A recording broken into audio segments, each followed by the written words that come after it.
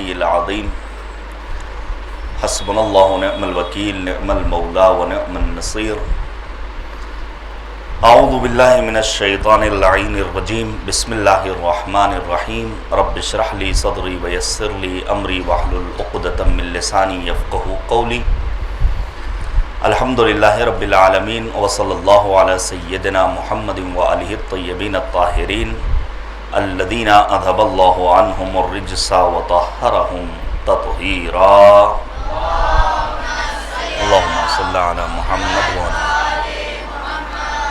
واللعنۃ الدائمۃ الباقیۃ علی اعدائہم اجمعین من الآن الی قیام یوم الدین آمین یا رب العالمین اما بعد فقط قال اللہ تبارک و تعالی فی القرآن الحکیم وہو اصدق الصادقین وقولہ الحق بسم اللہ الرحمن الرحیم من المؤمنین رجال صدقوا ما عاہدوا اللہ علیہ فمنہم من قضى نحبہ ومنہم من ينتظر وما بدلوا تبدیلا۔ اولا میں خداوند کریم کا سپاسگزار ہوں کہ اس نے یہ توفیق دی کہ آپ حضرات کے درمیان حاضری کا شرف حاصل کر سکوں، اور ثانیاً برادر عزیز و بزرگوار جناب مولانا منور آغا صاحب اور ہمارے بھائی احسن صاحب کا صمیم قلب سے شکریہ ادا کرتا ہوں کہ انہوں نے یہ بہترین فرصت ایک فیملی ٹرپ کے درمیان میرے لیے مہیا کیا، اور ہم بھی آپ کے ثواب میں برابر کے شریک ہو گئے۔ سورہ مبارکہ احزاب کی آیہ کریمہ بڑی مشہور و معروف آیہ کریمہ ہے، من المؤمنین رجال صدقوا ما عاہدوا اللہ علیہ فمنہم من قضى نحبہ ومنہم من ينتظر وما بدلوا تبدیلا۔ کچھ ہیں ایسے مومن بندے اللہ کے جو اللہ سے کیے گئے وعدے کو پورا کر چکے، بعض کو اپنی نوبت کا انتظار ہے۔ پڑھیے گا سورہ احزاب آیت نمبر 23، اور مفسرین نے لکھا ہے کہ منہم من ینتظر کی مصداقی شخصیت کا نام ہے امیر المؤمنین امیر کائنات علی بن ابی طالب علیہ الصلوۃ والسلام۔ اللہم صلی علی محمد وآل محمد۔ یہ جس ہستی کی یاد میں ہم اور آپ یکجا ہوئے ہیں، یعنی معمار انقلاب حضرت آیت اللہ العظمیٰ روح اللہ موسوی خمینی رضوان اللہ تعالیٰ علیہ، پڑھیے گا ان کی زندگی کے بارے میں۔ ابھی سادہ زیستی کے بارے میں برادر عزیز نے بہت مفید باتیں بیان کی، میں ایک دو پوائنٹ کی جانب اشارہ کروں گا کہ آخر اس اسلامی انقلاب کی برکتیں کیا ہیں، امام خمینی کی زندگی کا دستور کیا تھا کہ ایک چھوٹے سے حجرے میں معمولی سے مکان میں رہنے والا انسان اس وقت پوری دنیا میں گویا اس کا تذکرہ ہے، اس کی یادیں ہیں، اس کے آثار ہیں۔ اس کی وجہ یہی ہے، جو بھی اللہ کے لیے ہو جاتا ہے پھر اللہ لوگوں کے دلوں میں اس کی محبت کو ڈال دیتا ہے۔ سب سے پہلے میں ان چھوٹے اپنے بچوں سے اور چھوٹی بچیوں سے عرض کرنا چاہوں گا، معمولاً ہوتا کیا ہے، ہم مثال کے طور پر اپنے گھروں میں اپنے کمروں میں کیا کرتے ہیں، ہم سو کر اٹھے، ہم نے پنکھا بند نہیں کیا، سوئچ آف نہیں کیا، اور یوں ہی نکل گئے، اور بلا سبب لائٹ بھی جل رہی ہے، پنکھا بھی۔ معمار انقلاب امام خمینی رحمۃ اللہ تعالیٰ علیہ کی زندگی کے بارے میں جب میں نے مطالعہ کیا، دیکھیے میں اپنے حافظے کے بلبوتے پر چند باتیں بیان کر رہا ہوں۔ امام خمینی کے بارے میں ملتا ہے کہ امام خمینی اپنے معمولی سے حجرے میں بیٹھے ہوئے ہیں، کیا دیکھا کہ ان کے گھر کے صحن کی لائٹ جل رہی ہے، دن کا وقت ہے، سورج چمک رہا ہے، روشنی موجود ہے، اور گھر کے صحن کی لائٹ جل رہی ہے۔ اہل خانہ کو بلایا اور پھر خطاب کر کے کہتے ہیں کہ مجھ خمینی کے گھر میں گناہ انجام پائے یہ زیب نہیں دیتا ہے۔ امام خمینی نے تنبیہ کی اور فرمایا معمار انقلاب امام خمینی رضوان اللہ تعالیٰ علیہ نے کہ اگر تمہیں لائٹ بند کرنے میں کوئی زحمت ہے تو ایک سوئچ میرے کمرے میں لگا دو تاکہ میں وقت پر کھولتا رہوں اور وقت پر اسے بند کرتا رہوں۔ جو انسان اپنی روزمرہ کی زندگی میں اس حد تک احتیاط سے کام لینے والا ہو تو یقیناً حق ہے کہ اس کا تذکرہ قریہ قریہ، کو بکو، بستی بستی، ملک ملک، شہر شہر، گاؤں گاؤں، دیہات دیہات ہوتا رہے۔ پھر میں عرض کروں گا، ابھی بہت سارے شہداء کا نام لیا برادر عزیز نے، بالخصوص شہید عظیم جناب شہید قاسم سلیمانی، وہ خوبصورت جملہ شہید قاسم سلیمانی کا کہ سلام ہو امام خمینی رحمۃ اللہ تعالیٰ علیہ پر، جنہوں نے برسوں سے کتابوں کے درمیان چھپے ہوئے ولایت فقیہ کے تصور کو لا کر لوگوں کے سامنے پیش کیا ہے۔ ایسا نہیں کہ ولایت فقیہ کا تصور کوئی نیا تصور ہے، نہیں، امام خمینی رحمۃ اللہ تعالی علیہ نے اس تصور کو لا کر منظر عام پر پیش کیا، اور پھر دنیا سمجھی کہ ہاں ولایت فقیہ بھی کوئی چیز ہوتی ہے۔ 2500 سالہ شہنشاہی نظام تہس نہس ہوا ہے تو کس وجہ سے؟ کہ امام خمینی نے کربلا کو واقعی معنی میں اپنا آئیڈیل بنایا، اپنے لیے مشعل راہ قرار دیا، امام حسین کی زندگی کو اپنے لیے نمونہ عمل قرار دیا۔ ہمارے ہاں بظاہر کربلا ہے، کربلا کے تذکرے ہیں، معرکہ کربلا کی باتیں ہیں، لیکن وہ باتیں چونکہ محدود ذہنیت کے ساتھ ہمارے سامنے بیان ہوتی ہیں، لہذا ہم کربلا کو ابھی سمجھ نہیں سکے ہیں۔ میں آپ کے سامنے عرض کروں ایک دو مثالیں۔ مثال کے طور پر آپ سوچئے کہ اسلامی انقلاب کی کامیابی کے بعد ایران پر کس کس طرح کی پابندی عائد کی گئی؟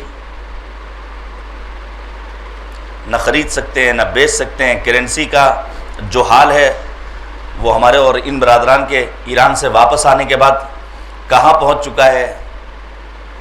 اس کے باوجود ایران اپنی جگہ پر اٹل ہے، ڈٹا ہوا ہے۔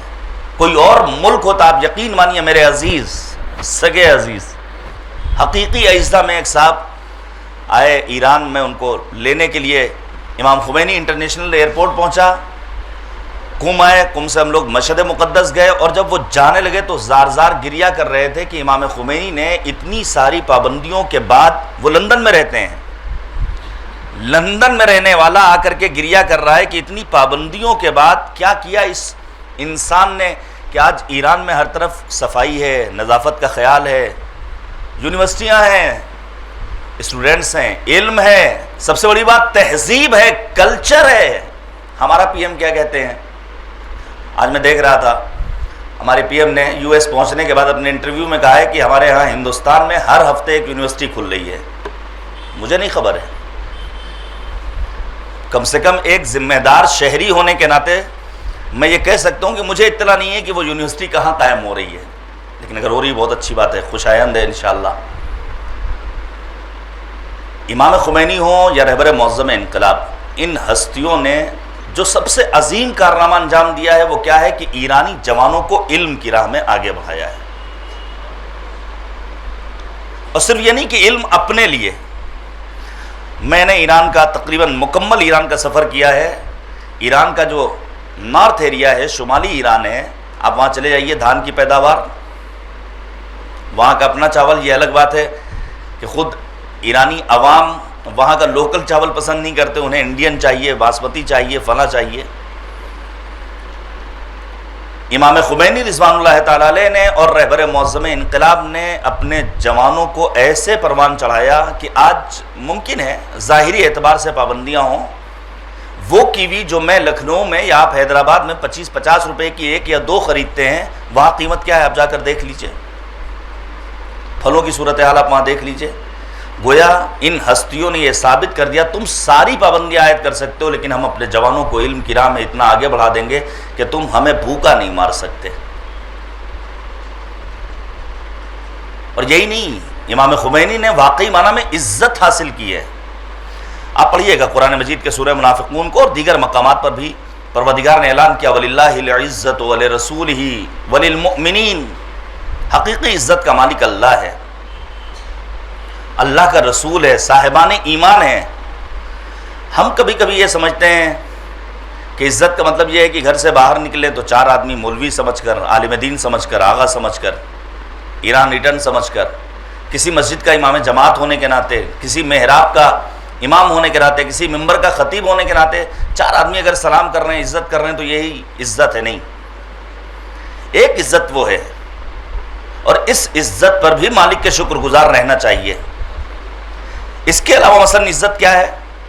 اس کے علاوہ عزت یہ ہے کہ ہم جس طرح گھر کے باہر اپنے دوستوں کی جھرمٹ میں، اپنے محلے میں، اپنے چوراہے پر، اپنے آفس میں، اپنے مافوق کے ساتھ، اپنے ماتحت کے ساتھ عزت حاصل کر رہے ہیں، اس سے کہیں عظیم عزت وہ ہے کہ انسان کو اپنے گھر میں عزت ملے۔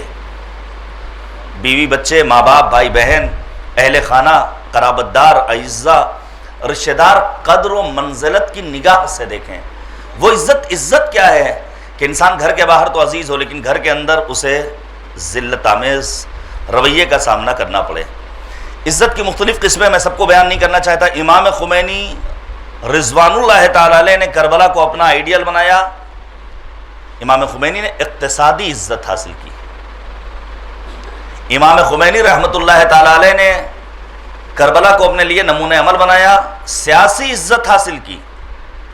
کیا ہے سیاسی عزت؟ آپ سوچئے مثلا اس وقت ہمارا ملک کہیں نہ کہیں چین سے، کبھی کسی ملک سے، کبھی کہیں سے جوجتا ہے. ہر ملک اپنی زمین کا کچھ نہ کچھ حصہ دوسرے ملک کو دے رہا ہے، چاہے جان بوجھ کر، چاہے بزدلی کے سبب، چاہے کسی اور سبب. لیکن جہاں تک میرے علم میں کیا سیاسی عزت حاصل کی ہے معمار انقلاب امام خمینی نے، اس کو آگے بڑھایا ہے. رہبر معظم انقلاب، مرجع علی قدر، عالم یگانہ، فرزند زہرا حضرت آیت اللہ العظمیٰ سید علی خامنئی مدد اللہ العالی نے وہ سیاسی عزت کیا ہے. آج انقلاب کے کتنے برس گزر گئے، لیکن یونائٹڈ نیشن میں جب ایران کا نمائندہ پہنچتا ہے تو وہ فقط ایک جملہ کہتا ہے کہ اسلامی انقلاب کی کامیابی کے بعد ہم نے اپنی زمین کا ایک بالش بھی کسی دوسرے ملک کو نہیں دیا ہے. یقیناً یہ الہی طاقت ہے. یقیناً امام خمینی ایک الہی انسان تھے، سادہ زیست تھے، زبردست عالم تھے. میں گزارش کروں گا اپنے ان بچوں سے، اپنی ان چھوٹی بچیوں سے اور اپنی بہنوں سے اور یہاں موجود ماں اور والدین سے. دیکھیے امام خمینی رحمۃ اللہ تعالی علیہ کا جو رشتہ پروردگار سے تھا بڑا محکم تھا. امام خمینی کا رابطہ جو امام زمانہ سے تھا وہ بڑا محکم تھا. یہاں تک کہ جہاں تک مجھے یاد آتا ہے امام خمینی رحمۃ اللہ تعالی علیہ کا جب انتقال ہوا ہے تو مفاتیح الجنان میں جس جگہ پر علامت رکھی ہوئی تھی، جسے ہم نشانی کہتے ہیں اپنے علاقے میں، وہ وہی جگہ جہاں پر دعائے عہد لکھی ہوئی تھی. وقت کے امام سے رشتہ. اور پھر ہر کچھ عرصے کے بعد امام خمینی کی یہ مفاتیح الجنان تبدیل کرنی پڑتی تھی، اتنی بوسیدہ ہو جاتی تھی. امام اتنی تلاوت کرتے تھے. امام خمینی نے ایران میں رہ کر امام رضا غریب کی سیرت کو عملی کیا. ماہ مبارک رمضان میں ہر روز 10 جز قرآن مجید کی تلاوت کا اہتمام کرتے تھے. ملاقاتوں کا سلسلہ محدود کر دیتے تھے. حتیٰ امام خمینی رحمۃ اللہ تعالی علیہ نے اپنی بیٹی سے خطاب کر کے کہا ہے کہ اپنے بچوں کو نماز کے وقت زبردستی مت اٹھایا کرو. اپنی بیٹی سے. دیکھیے اصول تربیت یہ والدین کے لیے پیغام. ہم سمجھتے ہیں کہ ہم ڈانٹیں گے، ڈنڈی لے کر سوار ہو جائیں گے تو ہمارا بچہ نماز کا پابند ہو جائے گا. امام خمینی آپ پڑھیے گا، شہید مطہری استاد بزرگوار جناب شہید مرتضیٰ مطہری رضوان اللہ تعالی علیہ کہتے ہیں میں نے نماز صبح کے لیے اپنے بچوں کو کبھی اٹھایا نہیں ہے. میں خود بلند آواز سے اذان کہتا تھا، بچے بیدار ہو جاتے تھے. امام خمینی اپنی بیٹی سے فرماتے ہیں کہ تم اول وقت اٹھ جاؤ، تمہارے بچے تمہیں دیکھ کر کے خود بخود نماز فجر کے عادی ہو جائیں گے. بچے نقال ہوتے ہیں، ہمیں جیسا کرتا دیکھیں گے یقیناً ویسے ہی کام کو انجام دیں گے. باتیں بہت ساری ہیں امام خمینی کے سلسلے میں. پہلے یہ 4 مصرے جو میں نے ابھی نکالے ہیں سن لیجئے کہ صرف ایران ہے دنیا میں دیار ایمان، صرف ایران ہے دنیا میں دیار ایمان، جس کا آئین حکومت ہے شعار ایمان. کیوں پائیدار ہے، کیوں ان کے یہاں استقامت پائی جاتی ہے؟ چونکہ انہوں نے واقعی معنی میں ایمان کا دامن تھام رکھا ہے. تھے خمینی جو بچا باد خزاں سے ورنہ، تھے خمینی جو بچا باد خزاں سے ورنہ، رہتا ایران بھی محروم بہار ایمان. آج ایران میں آپ یہ نہ سمجھیے کہ ایران میں مثلا برسوں سے نہیں کلب چلتے تھے. میں بہت ساری باتیں ان بچوں کے سامنے نہیں بیان کرنا چاہتا. رقاصائیں آتی تھیں، نائٹ کلب چلتے تھے. امام خمینی نے اس ایران میں اسلامی انقلاب بپا کر کے ماحول ایسا پیدا کر دیا ہے کہ آپ دعائے ندبہ کا پروگرام دیکھ لیجئے، دعائے سماعت کا پروگرام دیکھ لیجئے، آپ مسجد جمکران دیکھ لیجئے، آپ حرم امام رضا دیکھ لیجئے، آپ امامزادوں کے دیگر مزارات دیکھ لیجئے، شبہ جمعہ میں آپ ایرانی نوجوانوں کا اشتیاق دیکھ لیجئے، آپ ان کی عزاداری دیکھ لیجئے، آپ ان کی خطابت دیکھ لیجئے تو آپ کو اندازہ ہوگا. آپ کو معلوم ہے حتیٰ حرم معصومہ قم سلام اللہ علیہا بنت باب الحوائج امام موسی کاظم علیہ السلام میں نماز جماعت نہیں ہوتی تھی. آپ جا کر پڑھیے کہ آخر دعائے ندبہ کا اہتمام آغائے عراقی نے مشہد مقدس میں کب شروع کیا ہے. حالات کتنے سازگار کیے ہیں امام خمینی رحمۃ اللہ تعالی علیہ نے، اور اس کی برکتیں الحمدللہ ہم نے پوری دنیا میں دیکھا، جہاں جہاں گئے ہم نے اپنے ملک میں دیکھا. اور ابھی ابتدا ہے، کام بہت سارا کرنا ہے. انشاءاللہ کہ پروردگار ہمیں اور آپ کو توفیق دے کہ ہم امام خمینی کے نقوش حیات کو پڑھیں، جنہوں نے کربلا کو آئیڈیل بنایا، جنہوں نے سرکار سید الشہداء مصباح الہدی امام حسین کو اپنے لیے نمونہ عمل قرار دیا، اور پھر ہم واقعی معنی میں صرف اور صرف ظاہری طور پر دین کے پابند نہ رہیں. باتیں بہت ساری، ایک بات اور سن لیجئے. میں پھر عرض کر رہا ہوں، میں شہر اعزا لکھنؤ سے تعلق رکھتا ہوں، وہاں میرا قیام ہے. آپ حیدرآباد میں ہیں، حیدرآباد میں اتنے عاشور خانے، اتنے امام باڑے، اتنی زیارت گاہیں، اتنی مجلسیں، اتنی محافل، اتنے پروگرامز. پھر آخر ہمارے ہاں وہ دین کی جو چمک ہونی چاہیے دکھائی کیوں نہیں دیتی ہیں؟ کبھی ذہن میں آیا آپ کے؟ اشہد ان امیر المؤمنین کی آواز 5 مرتبہ اذان میں گونج رہی ہے، جگہ جگہ محفلوں کا اہتمام ہو رہا ہے، برجستہ علماء آ رہے ہیں، خطبہ، واعظین، ذاکرین، شعراء. اس کے باوجود ہمیں وہ دین کی چمک جو نظر آنی چاہیے نظر نہیں آ رہی. کہیں ایسا تو نہیں کہ دین کو بے روح بنا کر پیش کیا جا رہا ہو؟ دین کی اسپرٹ، دین کی روح کو سمجھنا ضروری ہے، اور اسے سمجھنے کے لیے ہمیں جہاں اہل بیت طاہرین علیہم السلام، قرآن مجید کی آیات، معصومین کے ارشادات و فرمودات کو مد نظر رکھنا ہے، وہیں علماء، برجستہ فقہا، مجتہدین، مراجع اعظام، راہ انقلاب میں شہید ہونے والے شہداء کی زندگیوں کو پڑھنا ہے. یہ آخری جملہ ہے، بات کو ختم کر رہا ہوں. شہید قاسم سلیمانی علیہ الرحمہ، کیا عظیم ہستی. ان کے والد بزرگوار سے کسی نے سوال کیا تھا کہ آپ کا بیٹا اتنا مشہور کیسے ہوا، اس مرتبے پہ کیسے پہنچا؟ تو ان کے والد بزرگوار نے جواب دیا تھا کہ میں نے اپنے بچوں کو سوائے لقمہ حلال کے کچھ اور نہیں کھلایا ہے. معبود کی بارگاہ میں دعا گو ہیں، خدایا ہمارے امام کے ظہور میں تعجیل فرما، ہم سب کو امام کے اعوان و انصار میں شمار فرما. یا موجود بچے اور بچیاں جو مستقل الحمدللہ محنت اور زحمت کر رہے ہیں، میں لائق مبارکباد سمجھتا ہوں آغا منور صاحب کو، ان کی ٹیم کو. انشاءاللہ تعلیمات دین سے یہ اپنے وجود کو مزین کریں، اپنے ملک، اپنے وطن، اپنے اہل خانہ، اپنے والدین کے لیے، اپنے دین اور مذہب کے لیے نیک نامی کا باعث قرار پائیں انشاءاللہ العزیز. آخر میں خداوند کریم کی بارگاہ میں ایک اور دعائیہ جملہ ہے. معبود اس روح زمین پر جہاں بھی عاشقان امیر المؤمنین ہیں، عاشقان اہل بیت طاہرین، ان کی جان، مال، عزت و آبرو و ناموس کی حفاظت فرما، پرچم اسلام کو سربلند فرما. اے کریم پروردگار، جملہ مومنین، مراجع اعظام، بالخصوص رہبر معظم انقلاب آیت اللہ العظمیٰ خامنی، مرجع علی قدر آیت اللہ العظمیٰ سیستانی، سید مقاومت جناب سید حسن نصر اللہ کو طول عمر بابرکت عنایت فرما. 4 مصرے سن لیجئے، بہت ضروری ہے یہ 4 مصرے کہ فقیہ ہے. بہت سارے افراد ہیں جو علماء اور مراجع کے خلاف بہت ساری زبان درازیاں کرتے ہیں، توہین کرتے ہیں، اہانت آمیز جملے کستے ہیں. تو میں صرف 4 مصرے سناؤں گا، اور وہ بھی جناب دوست گرامی برادر عزیز حجت الاسلام والمسلمین مولانا عابد رضا نوشاد گوپال پوری کے، جو انہوں نے حوض علم قم میں برسوں قبل پڑھے تھے. وہ کہتے ہیں کہ فقیہ ہے دین کی عزت سے کھیلنے والے، فقیہ ہے دین کی عزت سے کھیلنے والے، خود اپنی آبرو ہی نظر بات کرتے ہیں، اور جنہیں یہود و نصارہ خرید لیتے ہیں وہ امگاہوں میں گھس کر فساد کرتے ہیں.